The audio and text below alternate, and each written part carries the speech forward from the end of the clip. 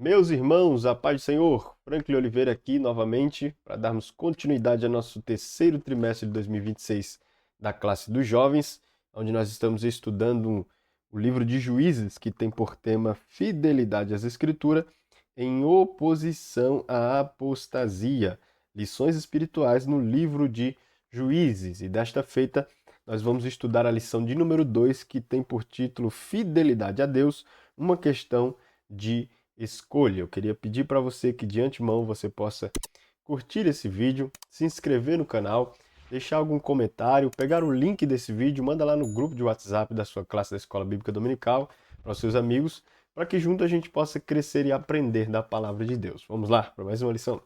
Lição 2. Fidelidade a Deus, uma questão de escolha. Nosso texto principal tem base em Juízes 2:11, que diz assim: Então fizeram os filhos de Israel o que parecia mal aos olhos do Senhor e serviram aos Baalins. Juízes 2:11. O resumo da nossa lição, que se encontra na nossa revista, diz assim: A fidelidade a Deus exige um alto custo, mas tem uma grande recompensa. Isso aqui é uma clara alusão a Apocalipse 2:10, se não me falta a memória, que diz que aquele que vencer dar-lhe-ei da coroa da vida. O nosso texto bíblico, a nossa base de estudo bíblico aqui, da nossa segunda lição, está em Juízes, capítulo 2, do versículo 1 ao 6 e do 10 ao 13. Aí você pode ler com os seus jovens na sua classe para dar continuidade à lição. A nossa introdução eu coloquei assim: na lição passada, nós estudamos a respeito do contexto histórico e social que envolvia o livro de Juízes. Nesta lição, iremos começar a estudar o livro de Juízes capítulo por capítulo. Deus é fiel, Deuteronômio 7:9. A fidelidade a Deus é um tema central na palavra de Deus. A cada livro, capítulo, versículo e história, nós somos fortalecidos e convidados a provar dessa fidelidade. O primeiro capítulo de Juízes não é diferente. Neste capítulo, iremos observar a forma com que os judeus trataram a fidelidade a Deus. No capítulo 1, o autor faz um contraste entre as tribos que obedeceram parcialmente e aquelas que não conseguiram ou não quiseram expulsar completamente os cananeus. Esse contraste prepara o tema central da nossa presente lição e do livro de Juízes, a obediência incompleta de Israel. Pois bem, na nossa lição anterior, na primeira lição, nós estudamos apenas um contexto histórico, um contexto cultural e social do livro de Juízes, que está ligada diretamente com o livro de Josué, que é o início da conquista da Terra Prometida, para que nós possamos adentrar esse livro já com um pano de fundo em nossas mentes e a gente consiga absorver mais as lições que esse livro tem para nos ensinar. O tema central da Bíblia, da palavra de Deus, a gente sabe que é Jesus e a fidelidade a Deus, né? A fidelidade a Deus ela é um tema central da palavra de Deus. A gente pode perceber de Gênesis a Apocalipse que a fidelidade ela perpassa, ela caminha, ela é comentada, ela é descrita, ela é vista através das atitudes de homens e mulheres e até mesmo do nosso próprio Cristo, que veio em infidelidade a Deus se entregar pelos nossos pecados, né? Então a gente vê que a fidelidade é um tema que perpassa desde Gênesis a Apocalipse. No capítulo 1 a gente consegue observar também essa fidelidade. No capítulo 1 de Juízes, né, que é o que nós vamos estudar hoje, a gente consegue observar essa fidelidade. O que é interessante que eu coloquei aqui na nossa introdução é que em Deuteronômio 7:9 diz que Deus é fiel. Então, se Deus é fiel, é necessariamente que os seus filhos, aqueles que dizem que o amam e que o seguem, também sejam fiel. Então, é uma lição que vai nos ensinar a respeito da fidelidade, do como ser fiel e o que fazer para ser fiel. Aí eu coloquei no capítulo 1, o autor faz um contraste entre as tribos que obedecem parcialmente e aquelas que não conseguiram ou não quiseram expulsar completamente os cananeus. Aí eu coloquei: as tribos de Judá e Simeão, dentre as outras, foram as únicas que tiveram conquistas significativas.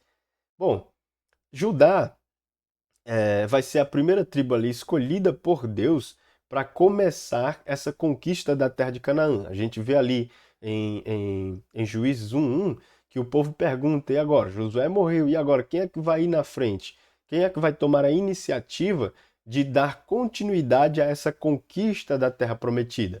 Deus então escuta este clamor e fala para os judeus que Judá iria na frente. Judá convida Simeão e a sua tribo para ir com eles através dessas conquistas.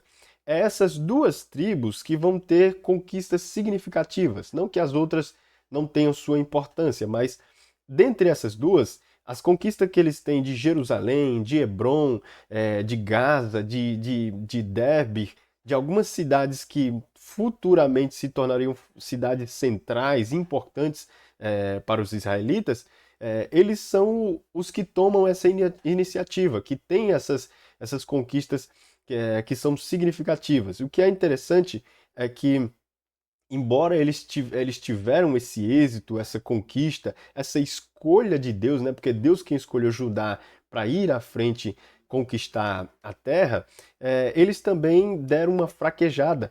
Porque quando eles chegam diante de um povo que tem carros fortes, que é assim que o texto bíblico se dirige, eles recuam e voltam para trás e acabam não conquistando completamente a terra que Deus já tinha dado para eles. E eu coloquei aqui: a permanência desses povos nessa terra, junto com os israelitas, levaram a consequências desastrosas.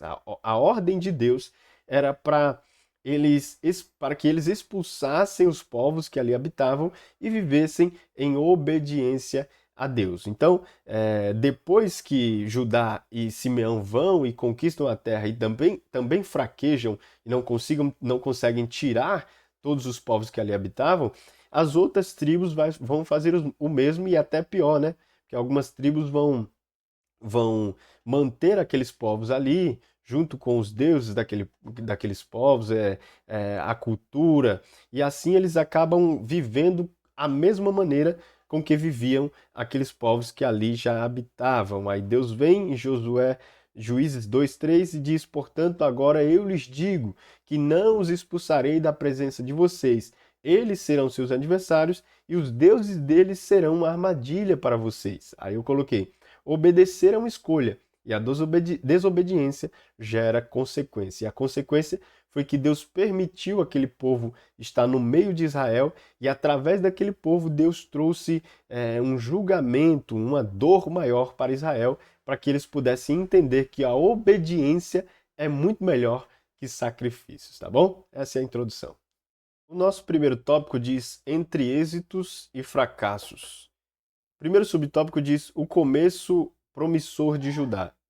A morte de Josué marcou o fim de uma grande liderança em Israel, mas não significou o fim da missão que Deus havia confiado ao povo. Ainda havia territórios a serem conquistados. Antes de agir, Israel consultou ao Senhor: quem subirá primeiro contra os cananeus? Juízes 1:1. Essa atitude demonstra que eles reconheceram que a vitória dependia da direção de Deus e não apenas da força militar. Deus respondeu escolhendo a tribo de Judá para liderar a conquista. Juízes 1:2. Judá não caminhou sozinha, convidou Simeão para lutar ao seu lado, mostrando que a unidade fortalece a missão. Sob a direção divina, conquistaram cidades importantes como Bezeque, Hebrom, Debir e Zefate, experimentando um início marcado por grandes vitórias. Como eu disse aqui na nossa introdução, com o fim do governo de Josué, com a morte de Josué, se existe uma lacuna, uma falta de uma liderança para continuar a missão. Aí o povo clama a Deus pedindo uma direção e Deus dá para eles a tribo de Judá como a tribo escolhida para dar continuidade a essa missão. O que é interessante aqui é que eles começaram olhando para Deus. Eles começaram bem. O nosso foco aqui do nosso primeiro tópico é ressaltar que o começo que Judá teve foi um começo promissor, foi um começo bom. Lá para o nosso terceiro tópico, segundo tópico, a gente vai ver que eles tiveram uma queda, que eles também falharam. Mas é importante a gente estudar esse começo de Judá, Porque eles começaram clamando ao Senhor. Eles começaram, se uniram com seus irmãos, com as outras tribos, e pediram uma direção para Deus. Isso é interessante porque o começo diz muito sobre o término. Se nós começarmos e continuarmos com a permissão de Deus, consequentemente o nosso fim será com o fim numa permissão de Deus. Isso é interessante, eu coloquei assim: um bom começo nasce da dependência de Deus.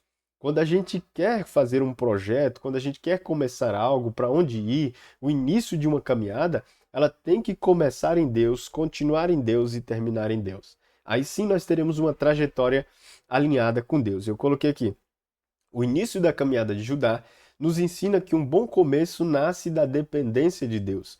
Antes de tomar decisões importantes, devemos buscar a direção do Senhor em oração e em sua palavra. Eu lembro até de um versículo de Tiago que diz que se nós formos viajar, que nós possamos dizer assim: se o Senhor nos permitir. Quando nós colocamos Deus na frente, todas as coisas vão se esclarecer. Às vezes, talvez a resposta que a gente queria, quando a gente coloca Deus na frente, vem uma resposta contrária. Mas a resposta contrária é que é o livramento.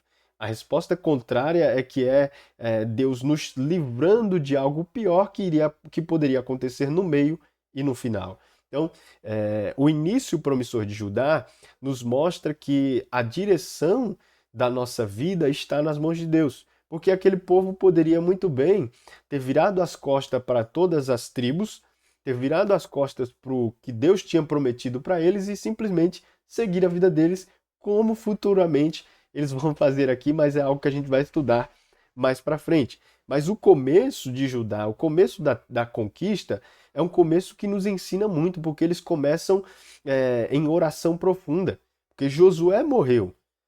A referência de líder morreu. E olha que interessante, o líder atual pode morrer, mas a missão de Deus continua. O líder que está na frente da, da presente lição, da presente missão, ele morre, porque ele é um ser humano, ele também padece das mesmas dificuldades que eu e você, então, consequentemente, a morte dele iria chegar. E para a vida de Josué, chegou. Então, o povo estava sem essa liderança, sem alguém que iria guiar esse povo para conquistar a terra. E o que eles fazem? Eles se reúnem, que também é outro ponto muito importante desse início promissor de Judá, que eles se reúnem com seus irmãos. As tribos se reúnem, elas se congregam em um determinado lugar e buscam a direção de Deus para saber o que eles deveriam fazer. Qual tribo iria na frente? Qual tribo iria colocar as mãos nas armas para guerrear pelo povo e ir em conquista à terra prometida? Então, Deus vem, responde, escolhe a terra, a tribo de Judá, e a tribo de Judá tem uma atitude muito interessante, porque eles poderiam se ufanar, irmãos, eles poderiam se inchar, se vangloriar. Deus nos escolheu. Deus colocou a gente se uniu todo mundo aqui, dentre todas as tribos. Deus olhou para nós, achou graça em nós e escolheu a gente. Então vamos lá, vamos conquistar a terra. Mas o que é interessante é que eles não fazem só isso. Eles olham para as outras tribos, a tribo de Judá, olha para as tribos e convida a tribo de Simeão. Você percebe que eles já começaram a se reunir quando eles decidem se reunir e olhar para Deus, pedindo para Deus uma direção sobre quem vai na frente. Então eles se reuniram. Aí a gente percebe mais um pouco da união desse povo, que Judá poderia ir sozinho, mas ele olha para as tribos e diz: vamos, Simeão, comigo, porque sozinho talvez eu possa fraquejar, mas com a tribo a mais, com o Simeão, a gente pode prosseguir. Aí eu coloquei aqui: muitos fracassos na vida cristã acontecem quando confiamos mais em nossa capacidade do que na vontade de Deus. Esse episódio inicial também nos ensina que Deus levanta líderes para conduzir seu povo. Israel não perguntou como vencer, mas quem deve ir à frente. Isso revela que Deus trabalha por meio de pessoas chamadas para liderar. Em uma época em que a autoridade é frequentemente questionada, a Bíblia mostra que uma liderança estabelecida por Deus traz ordem, direção e propósito. Ou seja, Deus ainda levanta líderes, Deus ainda levanta pessoas para cumprir os seus propósitos. E quando Deus levanta, vai trazer ordem, direção e propósito. Para nós encerrar esse nosso primeiro subtópico, eu disse assim: grandes conquistas começam quando colocamos Deus à frente, mas ela só permanece quando continuamos obedecendo a sua voz. O começo é bom, o meio é bom e o fim será bom. Não adianta começar bem e no meio fraquejar e no final fraquejar. Então, que essa lição possa nos ensinar. O começo promissor de Judá, ele nos ensina que o começo é um bom começo se dá ou se nasce da dependência de Deus e da união com os nossos irmãos. Nosso segundo subtópico diz força divina e união fraterna. As primeiras vitórias da tribo de Judá não aconteceram porque possuíam o maior exército ou melhor estratégia. O próprio texto deixa claro que Deus havia prometido: eis que entreguei a terra nas suas mãos. Juízes 1:2. Em Juízes 1:4, vemos o cumprimento dessa promessa. E o Senhor entregou os cananeus e os ferezeus nas suas mãos. A verdadeira razão da vitória era a presença de Deus. Outro detalhe importante é que Judá não foi para a batalha sozinho. Antes de iniciar a conquista, convidou a tribo de Simeão para lutar ao seu lado. Juízes 1:3. Essa atitude revela que Deus também age por meio da unidade do seu povo. A conquista foi marcada tanto pela dependência do Senhor quanto pela cooperação entre os irmãos. Vivemos em uma geração que valoriza a independência e incentiva a ideia de que cada um pode vencer sozinho. Entretanto, a Bíblia ensina exatamente o contrário. As maiores batalhas da vida não são vencidas apenas com inteligência, força ou recursos, mas pela presença de Deus. Além disso, Deus não nos chamou para viver uma fé de forma isolada. Judá convidou Simeão para caminhar do seu lado, mostrando que há momentos em que precisamos do apoio de nossos irmãos. A igreja, a célula, a família e as amizades cristãs são instrumentos que Deus usa para fortalecer nossa caminhada. É na comunhão que somos encorajados, corrigidos, consolados e fortalecidos. O isolamento é um dos maiores perigos para a vida espiritual. Quem caminha sozinho se torna mais vulnerável às tentações, ao desânimo e ao esfriamento da fé. Por isso, o Novo Testamento ensina a levar as cargas uns dos outros, Gálatas 6:2, e a viver em amor fraternal, Romanos 12:10. Quando Deus vai à nossa frente e os irmãos caminham ao nosso lado, as batalhas se tornam oportunidades para experimentar a fidelidade do Senhor. Como a gente já viu aqui no primeiro tópico, como eu fiz questão de salientar, que as primeiras vitórias de Judá, elas não aconteceram ao léu, não aconteceram porque eles tinham um bom exército, eles tinham mais homens, eles tinham mais coragem, eles tinham o maior poder bélico. Não, Israel nunca teve isso naquele período. Pode ter nos dias atuais, um bom, se comparado às outras nações, ainda não tem, mas se comparado ao seu próprio passado, hoje em dia tem um poder bélico muito melhor. Mas naquele tempo não tinha, era um povo que nem nação era, nem povo, país, estado, não existia. Eles estavam conquistando a sua terra nesse exato momento do texto que nós estamos estudando. Então, eles não podiam ganhar pela força, pelo braço, eles não podiam ganhar pela inteligência, pelo recurso, porque essas coisas eles não tinham. A única maneira que eles poderiam vencer as guerras era através do braço de Deus. E aí o texto de Juízes 1:2 deixa bem claro que Deus havia prometido isso para eles. Deus falou: eu entregarei a terra nas suas mãos. Aí no versículo 4 do primeiro capítulo, Deus cumpre essa promessa dizendo: e o Senhor entregou os cananeus e os ferezeus nas suas terras. O papel de Israel nessas batalhas era só confiar na fidelidade de Deus, adorar a Deus e servir a Deus da melhor maneira.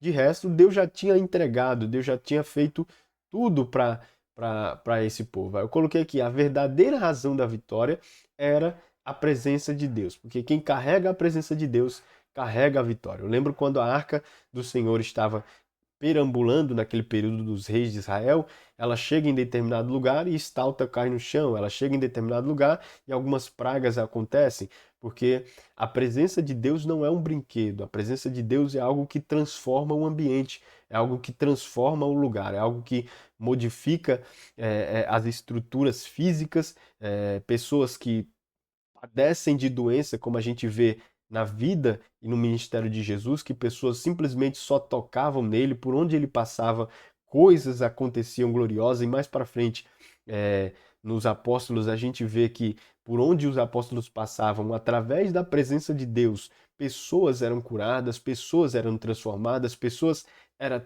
eram tocadas pela presença e pelo poder do Espírito que habitava na vida daqueles apóstolos e posteriormente nas nossas vidas hoje em dia. Eu tenho certeza que nós somos jovens, mas nós temos diversos testemunhos para contar de coisas e feitos grandiosos que Deus tem feito na minha e na sua vida, através não da nossa intelectualidade, não da nossa capacidade, não do nosso avanço tecnológico, como eu estou aqui conversando com vocês no YouTube, mas através da presença de Deus. Através de algo que nós carregamos dentro desse vaso de barro, mas é algo que é poderoso. É aquilo que Pedro e João falaram lá: não tenho ouro nem prata, mas o que eu tenho eu te dou, levanta-te e anda. É essa presença que é a força divina. É ela que faz coisas grandiosas pelo povo de Deus e com o povo de Deus. E foi isso que aconteceu ali nas primeiras vitórias da tribo de Judá. Não foi o intelecto deles, não foi a estratégia, não foi o recurso que eles tinham, mas sim a permissão de Deus. Foi Deus olhar para eles e dizer: eu estou com vocês e eu vou com vocês. E eu lembro de Moisés, que quando Deus disse que mandaria um anjo, ele disse: não, eu quero que o Senhor vá comigo, porque ele sabe que a presença de Deus faz a diferença. E eu coloquei aqui no finalzinho para nós ratificarmos essa nossa lição, dizendo: quando Deus vai à nossa frente e os nossos irmãos caminham ao nosso lado, as batalhas se tornam oportunidades para experimentar a fidelidade do Senhor. Dois fatos importantes para nós obtermos êxito em nossa caminhada, que é o título da nossa primeira lição aqui, é êxito e fracassos. Para nós obtermos êxito, nós precisamos que Deus vá na nossa frente. E outro fator importante, que os nossos irmãos caminhem ao nosso lado. Porque ninguém vence uma guerra sozinho, em, é, em sentido meramente humano. Nós nascemos para conviver, e conviver é pertencer, conviver é dialogar com o próximo, é estar com o próximo. Então, nós precisamos dos nossos irmãos. E o Novo Testamento ele ratifica, ele ensina essa verdade, que nós precisamos dos nossos irmãos para levarmos as cargas uns dos outros, que nós devemos viver em amor fraternal um com o outro. E a nossa caminhada com os cristãos, ela precisa ser marcada por esta comunhão. É através dessa comunhão com o irmão que eu vou ser encorajado, que eu vou ser corrigido, que eu vou ser consolado, que eu vou ser fortalecido. Seja na célula, seja na família, seja em amizade, seja na igreja, seja onde for. Nós nascermos para estarmos em comunhão, em contato, para nós propagarmos o evangelho através da nossa vida, nós necessitamos de viver uns com os outros, levando as cargas uns com os outros e vivendo em amor fraternal, como diz em Romanos 12:10. Terceiro subtópico do nosso primeiro tópico diz conquista parcial e fracassos. O capítulo começa com Judá experimentando grandes vitórias. Deus estava com eles. Cidades importantes foram conquistadas e a promessa parecia estar se cumprindo. No entanto, em Juízes 1:19, encontramos uma informação que muda o rumo da narrativa. Judá não expulsou os habitantes da planície porque eles possuíam carros de ferro. O problema não eram os carros de ferro. Afinal, o Deus que havia aberto o Mar Vermelho, derrubado os muros de Jericó e prometido entregar a terra era infinitamente maior que qualquer tecnologia militar da época.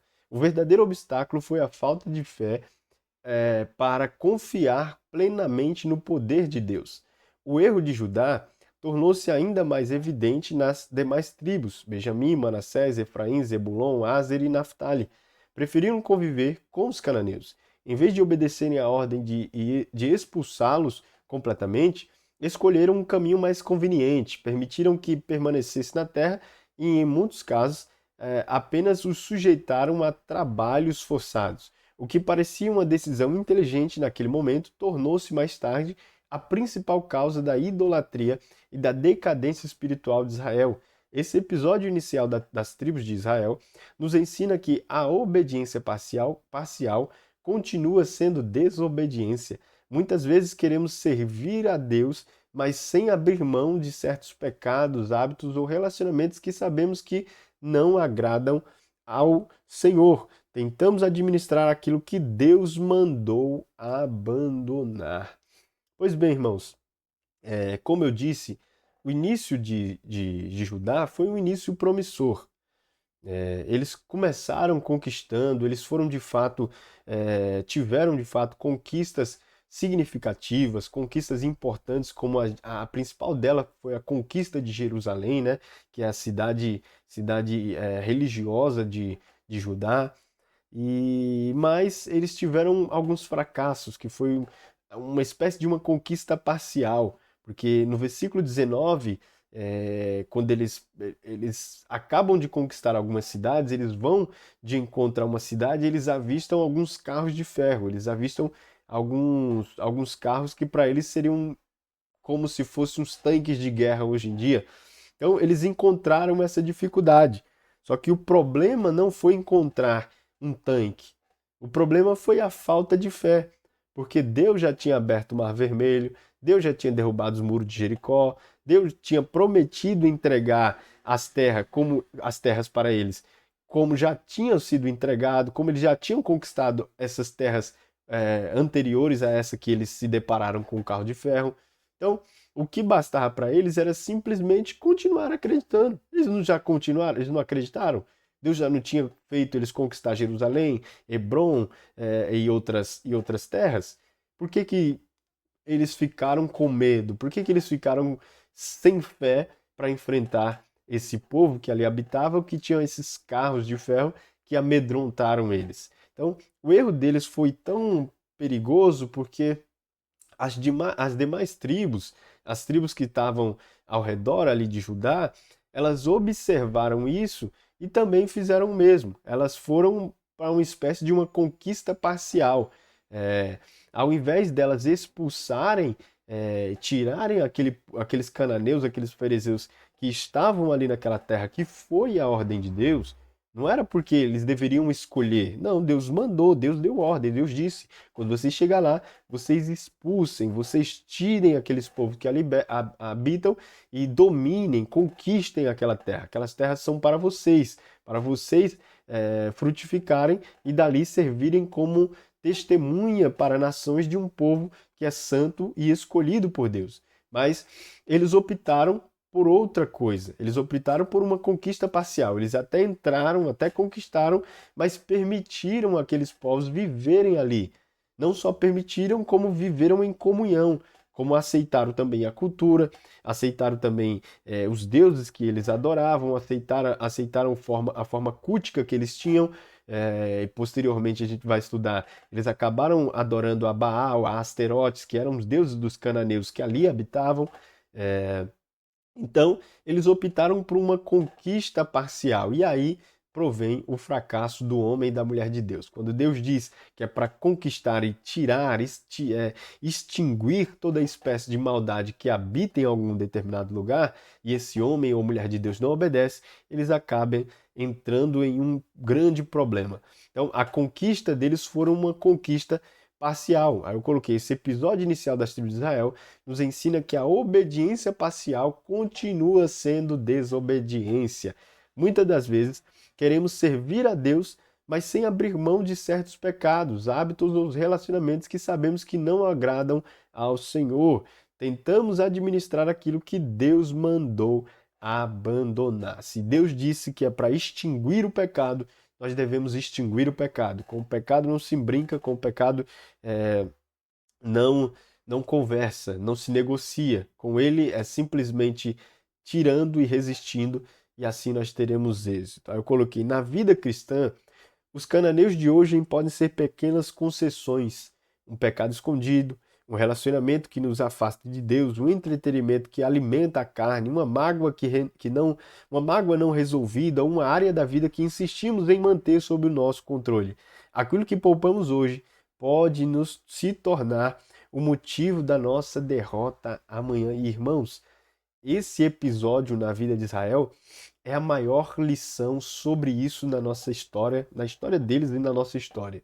Porque o mesmo povo que eles é, foram coniventes, que eles permitiram estar no meio deles, mesmo Deus falando para eles, ó, não quero ninguém deles no meio de vocês, porque vocês são um povo santo, é para vocês chegarem lá, um povo santo, é para vocês chegarem lá e extinguir, expulsar esse povo de lá, e eles foram coniventes, aceitaram esse povo no meio deles, aceitaram a forma de vida com que aqueles povos tiveram. Esse é o maior exemplo de que quando nós permitimos isso acontecer na nossa vida, isso também vai se tornar o nosso motivo de derrota no dia seguinte, no dia de amanhã. Pode não parecer que chegará, mas um dia aquilo que nós permitimos entrar ele se transformará em um grande problema. Aquele problema pequeno que nós deixamos para trás, não resolvemos ou deixamos entrar em nossa vida, ele se transformará em um grande problema. Eu lembro em Eclesiastes, Cantares de Salomão, que diz para nós termos cuidado com as raposinhas, porque é elas quem vai fazer a maior devastação.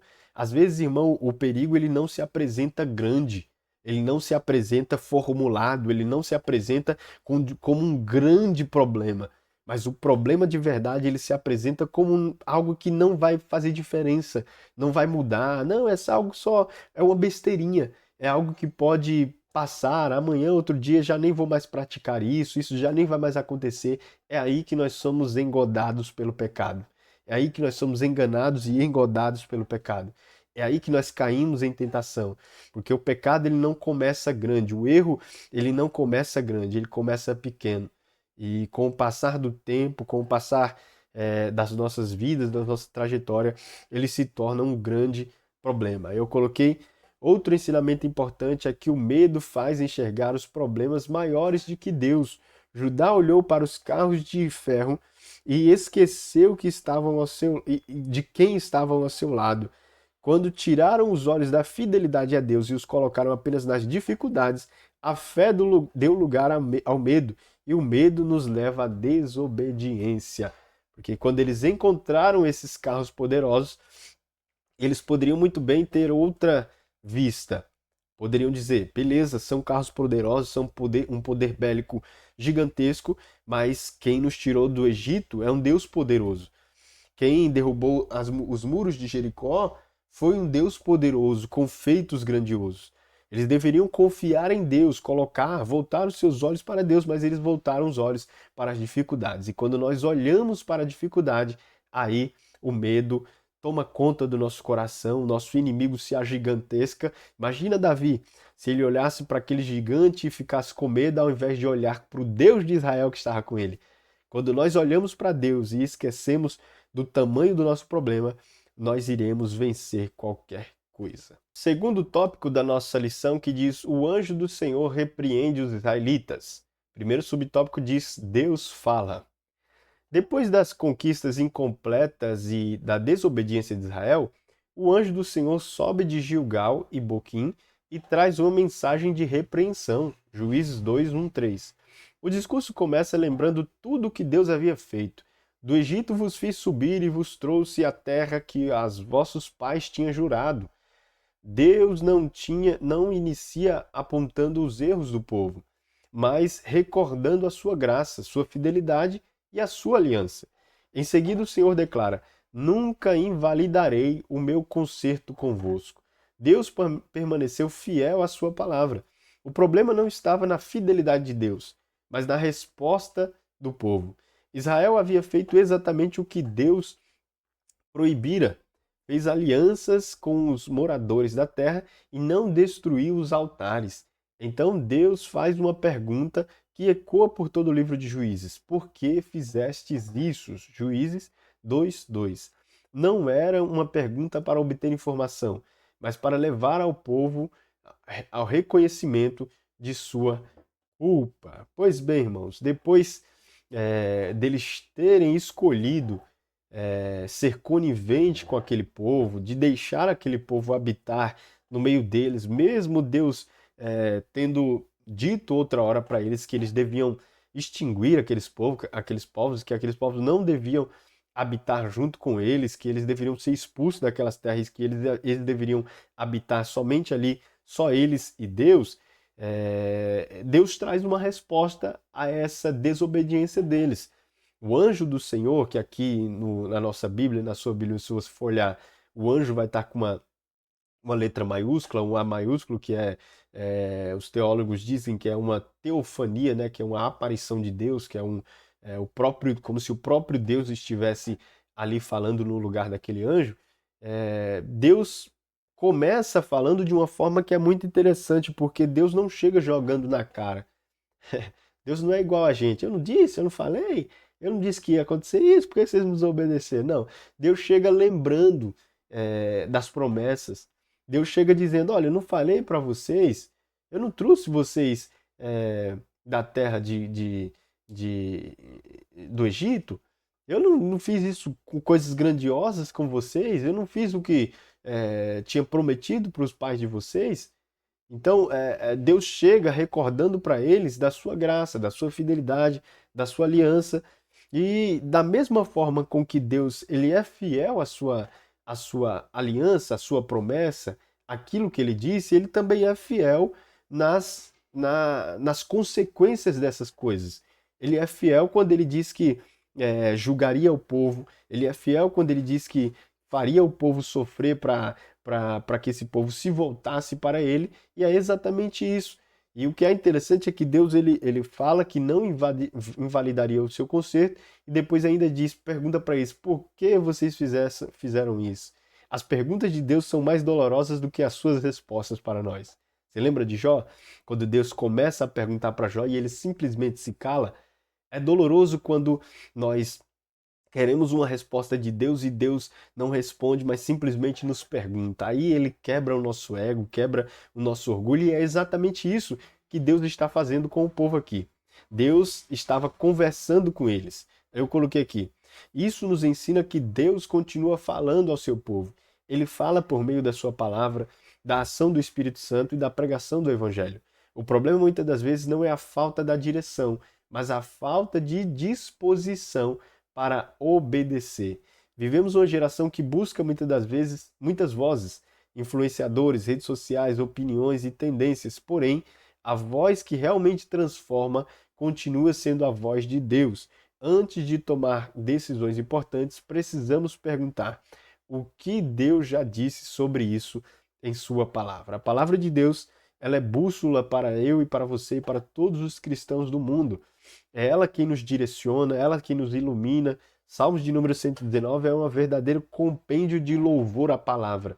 Lá a gente encontra dizendo que a palavra é luz para os caminhos, a palavra é o que ilumina, a palavra é o que direciona, a palavra é o que faz purificar. Então, nós podemos encontrar respostas para a maioria das coisas da nossa vida através da palavra de Deus.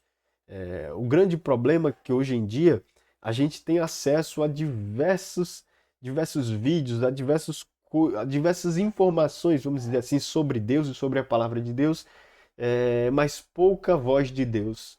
Poucas pessoas falando inspirados pelo Espírito para nos direcionar. E para isso você não precisa ir muito longe, você não precisa pagar caro. É só você abrir a sua Bíblia, dobrar o seu joelho e pedir direcionamento, falar com Deus que Ele com certeza não vai te deixar sem uma resposta e sem uma voz. Eu coloquei aqui a maior evidência de que ouvimos a voz de Deus não é a emoção que sentimos, mas a obediência que demonstramos. Você quer saber como uma pessoa ela é obediente a Deus? Ela é uma pessoa que escuta a voz de Deus? Você quer saber uma evidência de ouvir a Deus? A maior evidência de ouvir a Deus não é se arrupiar no culto, não é falar em línguas, não é nada disso. A maior evidência de se ouvir a Deus é obedecer, é ouvi-lo. Porque Deus, ele fala, ele reitera, ele fala outra vez, ele não se cansa de falar, mas a, o único passo que nós temos para ouvir a Deus de fato é obedecer. Ouvir também requer obediência, tá bom? Segundo subtópico do segundo tópico diz a desobediência do povo. Depois de lembrar tudo o que havia feito por Israel, Deus apresenta a verdadeira causa do fracasso da nação. Vós não obedecestes à minha voz. Juízes 2:2. O problema não foi a força dos cananeus, nem a falta de recursos ou a estratégia. O problema foi a escolha consciente de desobedecer à aliança. Deus havia ordenado que Israel não fizesse alianças com os moradores da terra e que destruísse seus altares. Entretanto, o povo preferiu a convivência em vez da separação, a convivência em vez da obediência. Por isso, Deus faz uma pergunta que deveria ecoar no coração de cada israelita: por que fizeste isso? Essa pergunta não buscava informação, pois Deus conhece todas as coisas. Ele tinha o propósito de levar o povo a reconhecer a sua culpa. O mais grave é que Israel desobedeceu depois de experimentar inúmeros atos de graça de Deus, da graça de Deus. Foi Deus que os libertou da escravidão do Egito, abriu o Mar Vermelho, sustentou o povo no deserto, derrubou as muralhas de Jericó e conduziu até a terra prometida. Mesmo cercados por tantas demonstrações de fidelidade divina, escolheram abandonar o Senhor. O perigo da vida cristã não está apenas em cometer grandes pecados, mas em deixar de obedecer aquilo que Deus já revelou. Ou seja, o maior problema de Israel, irmãos, foi a desobediência consciente. Eles escolheram, eles desejaram, eles optaram por isso. Porque o problema com certeza não foi a força dos outros povos, porque Deus tinha feito feitos grandiosos. Deus tinha feito coisas que eles ficaram abismados naquela época. E pessoas que vivenciaram também ficaram abismadas. Então, eles sabiam que Deus é poderoso. Eles sabiam que Deus podia fazer aquilo. Então, é por isso que a pergunta, por que fizeste isso, ecoa no livro de Juízes. Por que vocês estão tratando Deus dessa maneira? Por que vocês estão escolhendo viverem dos seus próprios jeitos do que obedecerem a Deus? Esse texto é muito interessante porque ele mostra a obstinação do coração humano. Mesmo observando as grandezas, os feitos, as glórias do passado de Deus, o coração humano ele é tão engembrado no pecado que ele decide escolher por distanciar, por desobedecer, por se voltar contra o próprio Deus. Então, esse episódio na história de Israel nos ensina isso, de que o coração do homem ele é obstinado, ele é perigoso. Aí eu coloquei aqui, o perigo da vida cristã não está apenas em cometer grandes pecados. Isso também é um perigo da vida cristã, mas não está apenas nisso. Mas em deixar de obedecer aquilo que Deus já revelou. Porque quando nós chegamos nesse estágio, aí nossa consciência está numa espécie de cauterização. Nós já desobedecemos com consciência, nós sabemos que nós estamos desobedecendo e mesmo assim não nos importamos, não ligamos para isso. É por isso que Deus, quando isso acontece nos juízes, ele posteriormente ele levanta um juiz, porque nada mais pode tirar aquele povo a não ser uma intervenção divina, a não ser um plano de Deus, algo que Deus suscite do nada para que eles pudessem se levantar e se voltar para Deus. Aí eu coloquei aqui, ó, muitas das vezes pedimos novas respostas em oração, quando na verdade Deus espera que pratiquemos aquilo que já sabemos. O maior risco para o cristão não é deixar de ouvir a voz de Deus, mas ouvi-la repetidas vezes e não colocá-la em prática. Esse é o maior problema e esse é o maior pecado que o ser humano pode cometer. Não é deixar de ouvir a Deus, é ouvi-la repetidamente, domingo após domingo, quarta após quarta, quinta após quinta, terça após terça, e simplesmente se acomodar em ouvir e não obedecer. Esse é o maior problema. Nosso terceiro subtópico do nosso segundo tópico diz choro e remorso. Ao ouvir a repreensão do anjo do Senhor, o povo levantou a voz e chorou. O lugar recebeu o nome de Boquim, que significa os que choram, Juízes 2, 4, 5. Eles reconheceram que haviam pecado, ofereceram sacrifícios e demonstraram tristeza diante das consequências da sua desobediência. Entretanto, O livro de Juízes mostra que aquele choro não foi acompanhado de uma mudança de vida. Nos capítulos seguintes, Israel volta a praticar os mesmos pecados. Aí cai naquele ciclo que a gente viu na primeira lição, a praticar os mesmos pecados, repetindo um ciclo constante de rebeldia. Eles sentiram remorsos pelas consequências, mas não experimentaram um arrependimento que transformasse as suas vidas ou as suas atitudes. Por isso, Deus permitiu que os povos permanecessem na terra. Aqueles inimigos se tornariam instrumentos de disciplina e também um teste para revelar se Israel permaneceria fiel à aliança. Deus queria ensinar o seu povo que toda desobediência produz consequência. Deus não se impressiona apenas com lágrimas derramadas no altar. Ele procura uma vida transformada quando saímos dele. O verdadeiro arrependimento muda não apenas os sentimentos, mas também as atitudes. Ou seja, o povo, depois de receber aquela sentença de julgamento de Deus, Deus dizendo: eu não vou tirar esse povo aí do meio de vocês, já que vocês foram coniventes com eles, que vocês decidiram por vocês mesmos que deixariam esse povo aí e que a única coisa que vocês iriam fazer com eles é fazer eles trabalharem forçado para vocês, desobedecendo aquilo que eu disse para vocês, que era para vocês tirar esse povo do meio de vocês, porque eles iriam servir como pedra de tropeço para vocês, se vocês mantessem eles aí. É isso que eu vou fazer.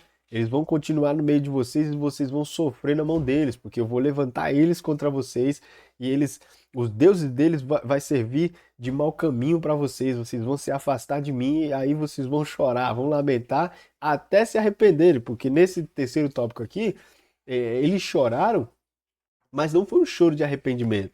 Foi um choro de remorso, porque nos capítulos seguintes que nós vamos estudar, eles voltam a cometer os mesmos pecados, eles voltam a cair no mesmo pecado. Pecados ainda piores, que vão se intensificando, como eu disse na nossa primeira lição, numa espécie de um funil. E quanto mais o homem vai pecando, o seu pecado vai ficando pior. Quanto mais ele se acostuma com o pecado, o próximo pecado sempre será maior que o pecado anterior.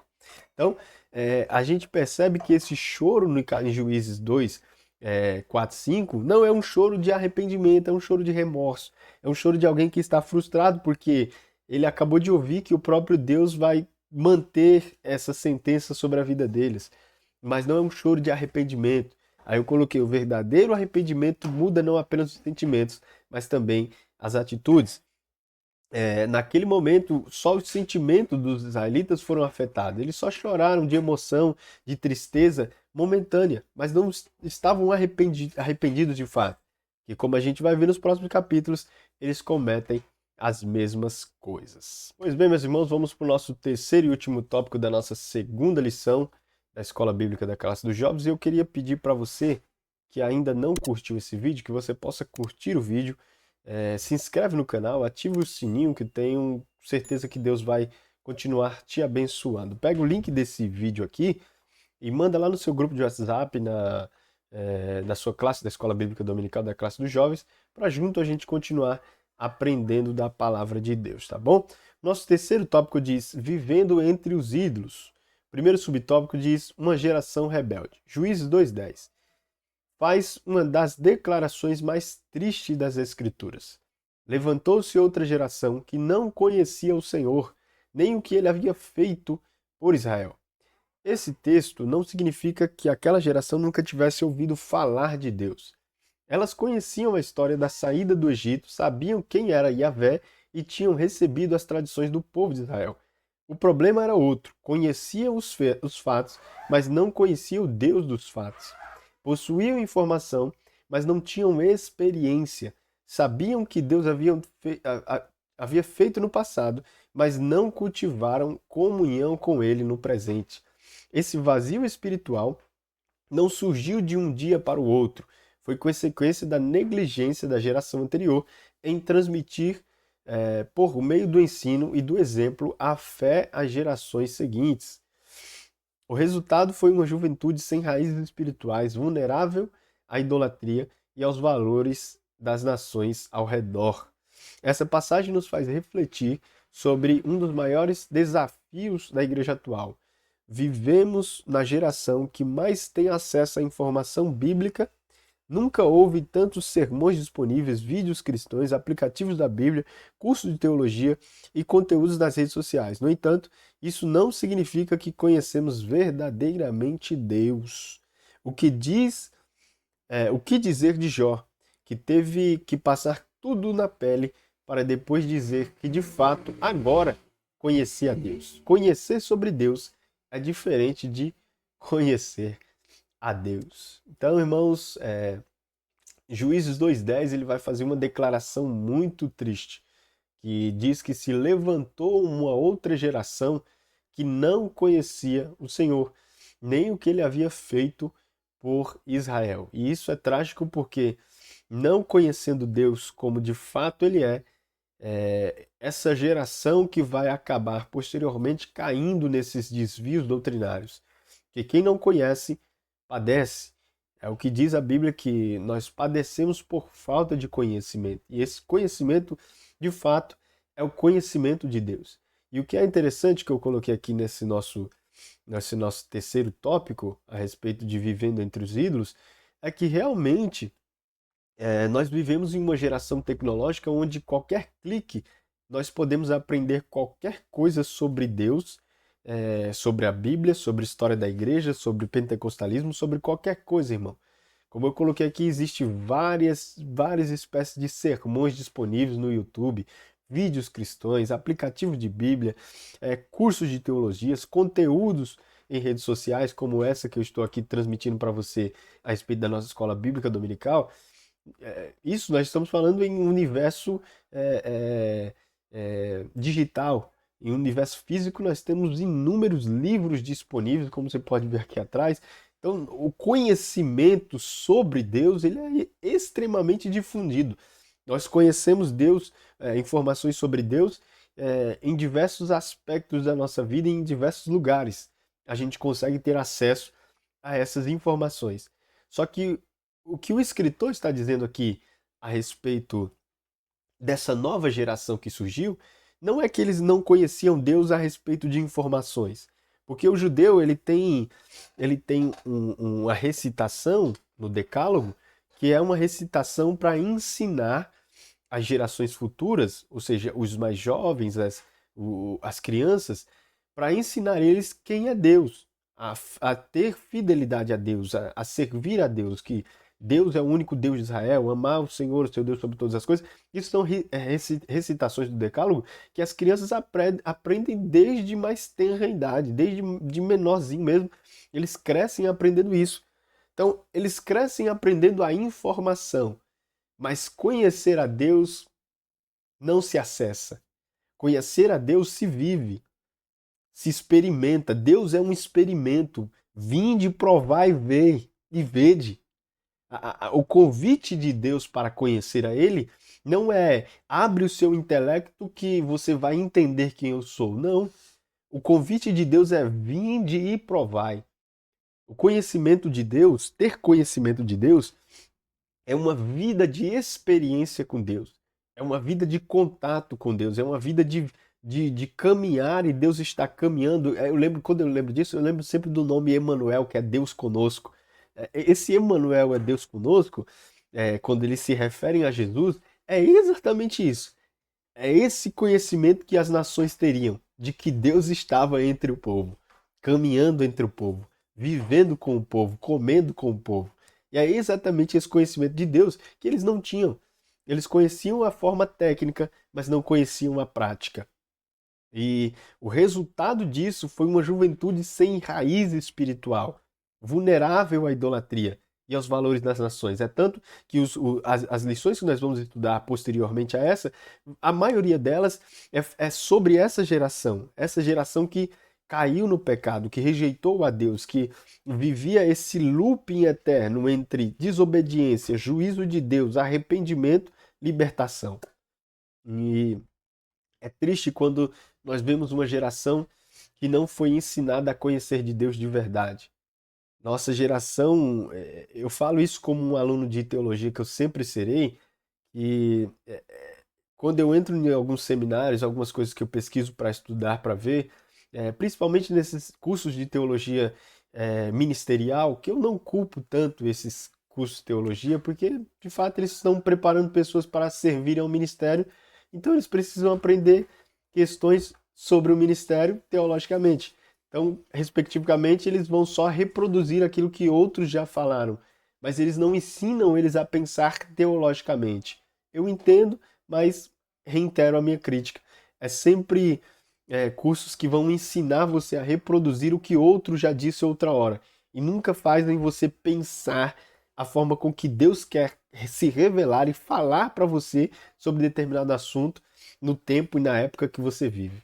Então, conhecer sobre Deus é diferente sobre conhecer Deus, tá? Conhecer sobre Deus é diferente de conhecer a Deus. Guarde isso e que Deus possa continuar te iluminando, te mostrando que Ele não quer simplesmente que você guarde uma informação sobre Ele, mas que você viva e tenha experiências com Ele. É interessante, e me veio na memória agora, é que quando Jacó, Isaac, mas posteriormente os outros grandes homens de Deus ali do Antigo Testamento se referiam a Deus, eles sempre falaram, né, o Deus de Abraão, como Jacó e Isaac falou.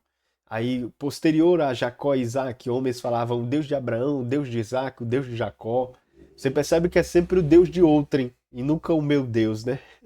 Porque da mesma forma que ele foi Deus de outro, ele é Deus nosso também. Da mesma forma que ele foi Deus de Abraão, Deus de Isaac, Deus de Jacó, e que ele fez feitos grandiosos na vida de Abraão, de Isaac e de Jacó, ele é o meu Deus e ele é o seu Deus também. Ele tem feitos grandiosos para realizar na sua vida também. Ele tem coisas para me revelar e para te revelar que saltam ao nosso entendimento. Eu gosto disso porque quando chega na parte de Moisés, aí Deus mesmo ele vai falar para Moisés, ó, eu me revelei para os seus antepassados como Deus de Abraão, Deus de Isaac e Deus de Jacó. Mas para você, eu sou o Senhor. Eu sou o que sou. É como se Deus estivesse falando, ó, chega, aquele tempo lá eles já viveram, agora eu quero viver um novo tempo com você. Eu quero viver com você experiências que você precisa viver. E é exatamente isso que a nossa geração precisa entender. Nós conhecemos sobre o Deus de Abraão, sobre o Deus de Isaac, sobre o Deus de Jacó. E o mesmo Deus que nós conhecemos sobre ele quer se revelar para nós conhecermos ele, quem de fato ele é, e dizer como Jó disse: agora eu sei quem é Deus de verdade, e sei que tudo pode e nada do que tu fazes pode ser frustrado, tá bom? Então, vamos para o nosso segundo tópico do nosso segundo subtópico do nosso terceiro tópico, que diz o pecado da idolatria. A idolatria não começou quando Israel passou a adorar a Baal. Ela começou quando Israel abandonou o Senhor. Depois da morte de Josué e o surgimento de uma geração que não conhecia verdadeiramente o Senhor, que foi o que nós estávamos lendo agora, o resultado foi inevitável. Deixaram o Senhor e seguiram outros deuses. Israel passou a adorar Baal e Asterote, divindades cananeias associadas à fertilidade, à prosperidade e aos prazeres da carne. Esses cultos eram marcados por imoralidade sexual, prostituição cultural e até sacrifício de crianças, coisas que é abominável aos olhos de Deus. Você percebe que é, a idolatria de Israel foi tão grande e começou não quando eles começaram a se prostrar a Baal e a Asterote, a Azera posteriormente, a esses ídolos pagãos que faziam parte do cotidiano dos fariseus e dos cananeus. A idolatria não começou aí. A idolatria começou quando eles decidiram, quando eles deixaram realmente de seguir a Deus e que praticaram, começaram a seguir outros deuses. O povo acreditava que esses deuses poderiam oferecer aquilo que Deus já havia prometido: sustento, colheita, segurança e prosperidade.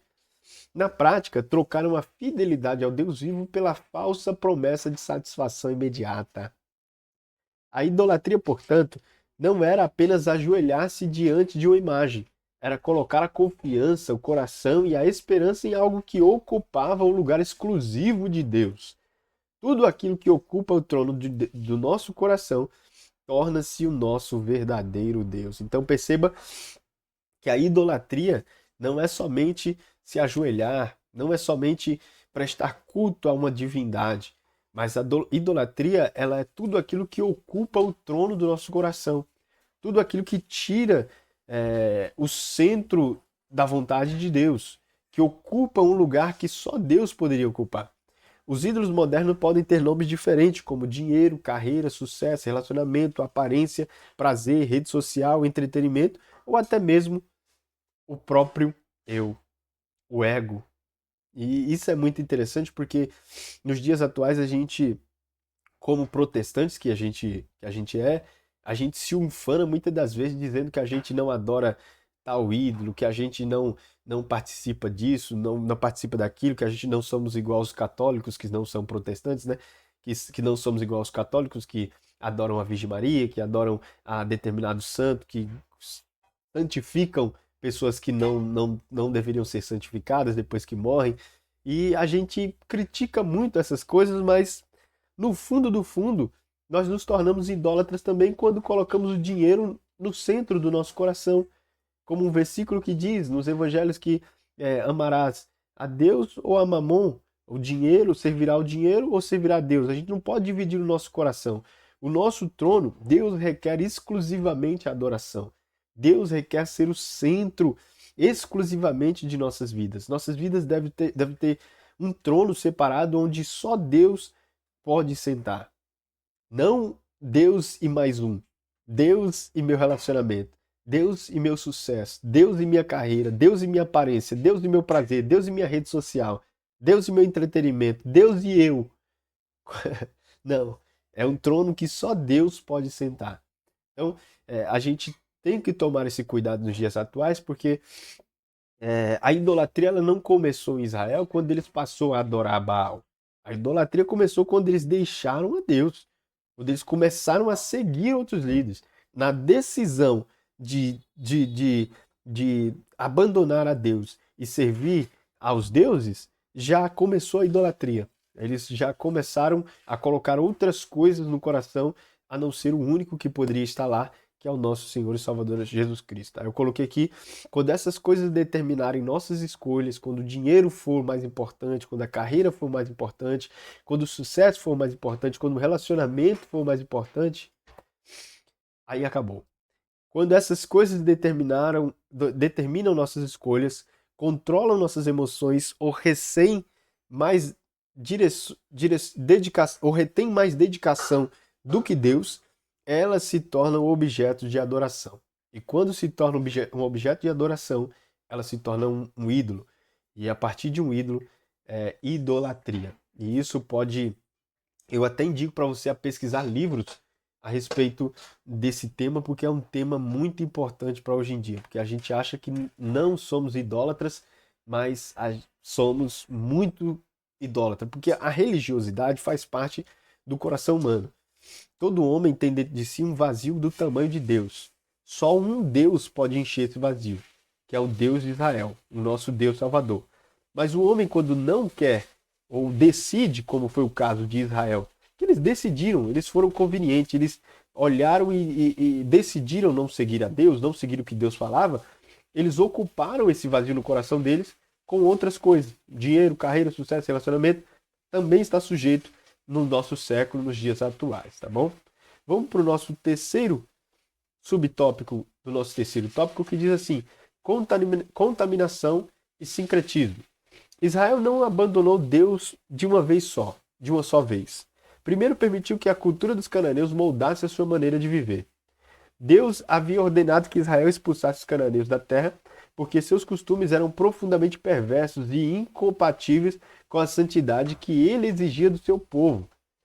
Aquelas nações praticavam idolatria, imoralidade sexual, feitiçaria e até sacrifícios de crianças. Olha o que o povo de Deus foi se meter.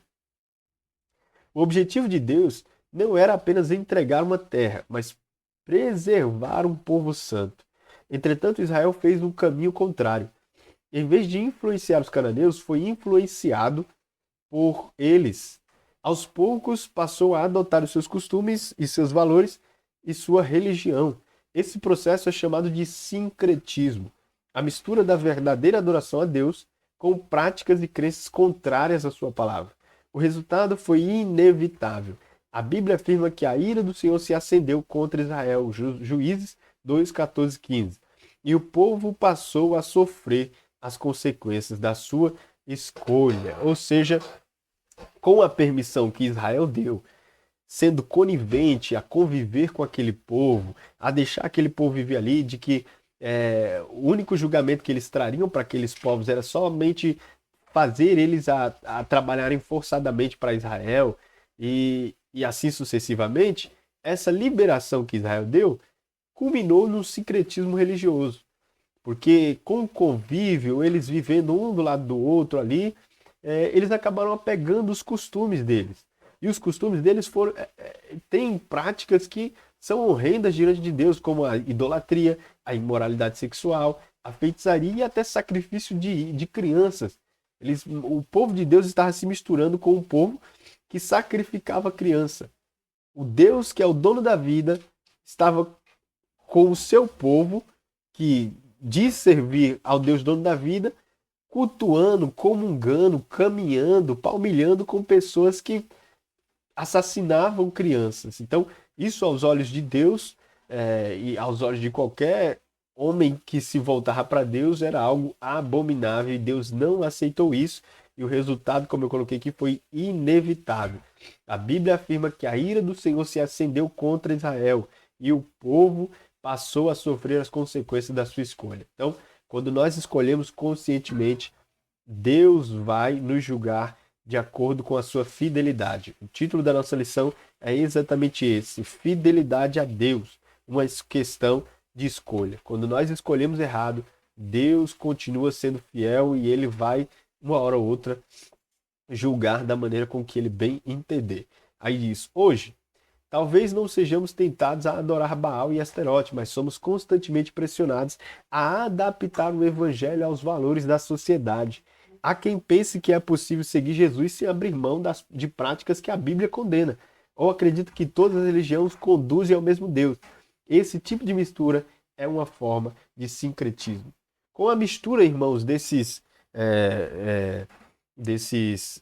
cananeus, fariseus com os hebreus, com os israelitas, aconteceu o sincretismo religioso. E nos dias atuais, o sincretismo religioso também impera em nosso meio. Constantemente nós somos forçados a adaptar o evangelho a esses valores da sociedade. E as pessoas acabam fazendo isso para alcançar mais pessoas. Aí se tem determinados tipos de igreja para pessoas de atuações diferentes, de gostos diferentes, de valores diferentes para todo lugar do mundo e no Brasil. Mas aí isso acaba se transformando em uma espécie de sincretismo, a mistura de religiões, a mistura de idolatria com aquilo que é sagrado, o sagrado e o profano, e isso não agrada a Deus. Aí coloquei que esse tipo de mistura é uma forma de sincretismo. O nosso quarto e último tópico para nós acabarmos nossa lição de hoje diz assim: mantendo a fidelidade hoje. A história de Israel não foi registrada apenas para conhecermos o passado, mas para aprendermos a viver no presente. O mesmo Deus que chamou Israel à fidelidade, continua chamando a igreja à santidade. O povo de Israel entrou em Canaã, mas permitiu que a cultura de Canaã entrasse em seu coração. Aos poucos misturaram a adoração ao Senhor com os costumes pagãos, até perderem completamente sua identidade espiritual. O resultado foi um ciclo de pecado, disciplina, arrependimento superficial e nova queda, que é o que nós dissemos aqui na primeira lição. Hoje enfrentamos um desafio semelhante. Vivemos em uma sociedade marcada pelo pluralismo religioso, pelo relativismo moral e pela ideia de que cada pessoa cria sua própria verdade. Somos constantemente pressionados a adaptar o evangelho para que ele seja mais aceitável à cultura. Entretanto, Deus não nos chamou para adaptar a sua palavra ao mundo, mas para sermos transformados por ela. A maior vitória do cristão não é conquistar o mundo, mas permanecer fiel a Deus em um mundo que tenta todos os dias conquistar o seu coração. Fidelidade é uma questão de escolha. Qual lado iremos escolher?